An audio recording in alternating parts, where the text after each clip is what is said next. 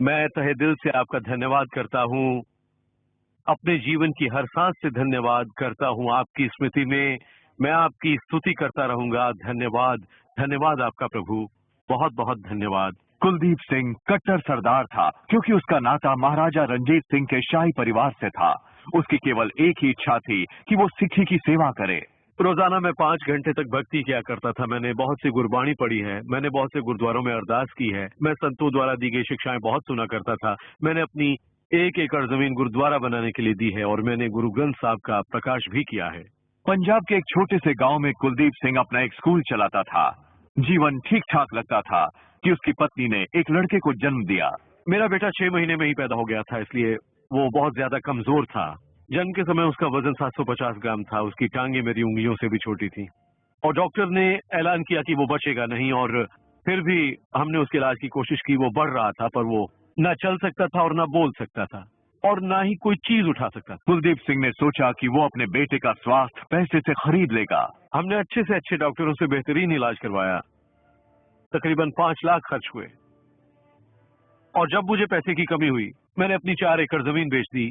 जब वो रकम भी खत्म होने लगी मैंने अपने मित्रों और रिश्तेदारों की मदद ली, पर वो भी ज्यादा देर तक मेरी मदद ना कर पाए। तो इस तरह हमारी सब बचत खत्म हो गई और हम कर्ज में डूब गए और मेरा बेटा दिन ब दिन और भी ज्यादा कमजोर होता चला गया। अपने बच्चे की समस्या का कोई डॉक्टरी इलाज न पाकर कुलदीप अपने धार्मिक अनुष्ठानों की ओर बढ़ा। मैं तकरीबन हर मंदिर में गया, हर गुरुद्वारा जिससे मैं वाकिफ था वहां जाकर अपने बेटे के लिए मैंने अरदास की।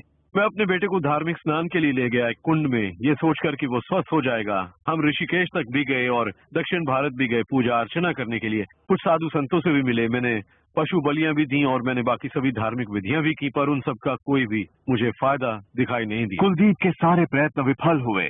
अपने बच्चे को एक सामान्य जीवन देने की उसकी आशा धुंधलाने लगी। मेरा बेटा 11 साल का हो गया पर अभी भी उसकी हालत वैसी थी। मेरे नौकर ने मेरी हालत देखी और कहा, सरदार जी मुझे लगता है आप सब जगह से हार गए हैं। उसने पूछा कि क्या वो मेरे बेटे को चर्च ले जा सकता है, पर अपने धर्म में बंधे होने के कारण मैंने उसकी बात नहीं सुनी। मैंने कहा मैं सिख हूँ तो मैं चर्च कैसे आ सकता हूँ। इसलिए मैं अंग्रेज लोगों से नफरत करता था क्योंकि उन्होंने हमारे वंशजों और पुरखों को मारा था और मैंने सोचा कि यीशु केवल अंग्रेज लोगों का परमेश्वर है, इसलिए अपने बेटे के इलाज के लिए मैं कैसे उस पर विश्वास करूं। लेकिन मैं फिर भी वहां गया। कुलदीप सिंह का चर्च में पहला आगमन उसे उलझन में डाल गया। उसके पास जवाबों से ज्यादा प्रश्न हो गए। जब मैं वहां गया मैंने बहुत से लोगों को देखा जो अपने चमत्कारों और चंगाई की गवाही दे रहे थे, जो उनके यीशु मसीह से प्रार्थना करने पर हुए थे। बाद में मेरा नौकर मेरे बच्चे को पास्टर के पास लेकर गया जिसने यीशु के नाम पर उसके लिए प्रार्थना की और फिर मैंने वो संदेश सुना जो पास्टर दे रहे थे, जिसमें उन्होंने एक पंक्ति का हवाला दिया ये कहते हुए, धार्मिक मजबूरियां परमेश्वर से अलग करती हैं। पर मैं सोचता था कि यदि आपको परमेश्वर के साथ होना है तो आपको धार्मिक होना पड़ेगा। तो आप ये कैसे कह सकते हैं। इस पंक्ति ने मुझे बहुत असमंजस में डाल दिया, पर मैंने सोचा कि इसका जरूर कोई ना कोई अर्थ होगा। तो मैंने एक किताब खरीदी, प्रिपरेशन फॉर हेवन, और एक बाइबल। मैं उन्हें घर ले गया और उसे घर जाकर पढ़ा। कुलदीप ने वो किताब और बाइबल पढ़नी शुरू की। उस कथन को समझने के प्रयत्न में धार्मिक मजबूरियां परमेश्वर से अलगाव है।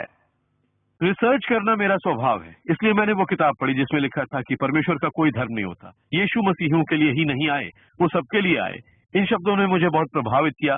जब मैंने बाइबल पढ़ी तो मुझे पता चला कि ये बहुत ही अलग थी। इसमें कहानियां थी और व्यवहारिक मूल्य थे जो दूसरे धार्मिक ग्रंथों में नहीं थे। मुझे अपने दिल में कुछ शांति मिली जो मुझे पहले कभी नहीं मिली थी। इसलिए मैं स्पष्ट था, साफ साफ जान गया था उन शब्दों को और मैं सचमुच जान गया था कि मैं धर्म में जकड़ा हुआ था।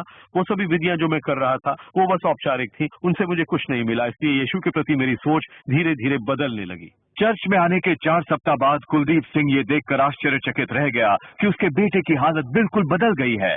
मैंने एक चिल्लाहट सुनी ये कहते हुए, पापा, और जब मैंने देखा कि वो हरमन था मेरा बेटा तो मैं विश्वास नहीं कर सका। ये लड़का जो 11 साल से चल नहीं सकता था, बोल नहीं सकता था, अचानक खड़ा था और चिल्ला रहा था। मैं ये चमत्कार देखकर हैरान रह गया। मैं आपको बता नहीं सकता कि वो खुशी का जज्बा जो मुझे महसूस हुआ। घर पर भी सब खुशी से झूम उठे। जो भी कुछ हम कहते या करते मेरा बेटा भी किया करता। हम चकित रह गए थे ये देखकर कि वो सभी क्रियाएं कर रहा था। तुरंत मैंने पास्टर को फोन किया और इस चमत्कार के बारे में बताया। उन्होंने कहा कि हमें इस चमत्कार के लिए यीशु का धन्यवाद करते रहना चाहिए क्योंकि उन्हीं की कृपा से आपका बेटा चंगा हुआ है। 11 साल दुख भोगने के बाद अपने बेटे को इतनी सेहतमंद अवस्था में देखकर कुलदीप सिंह का धर्म में विश्वास टूट गया, पर यीशु मसीह में बढ़ गया। उसने यीशु से प्रार्थना शुरू की और उनकी चमत्कार करने वाली समर्था पर विश्वास किया। मैं ये जान गया था कि ये धर्म नहीं है पर संबंध है जो आपको परमेश्वर के निकट लाएगा। और मुझे वो सच्चा संबंध यीशु मसीह में मिला। मैंने यीशु को अपने जीवन में स्वीकार किया और उस दिन से मेरे जीवन में सब कुछ बदल गया।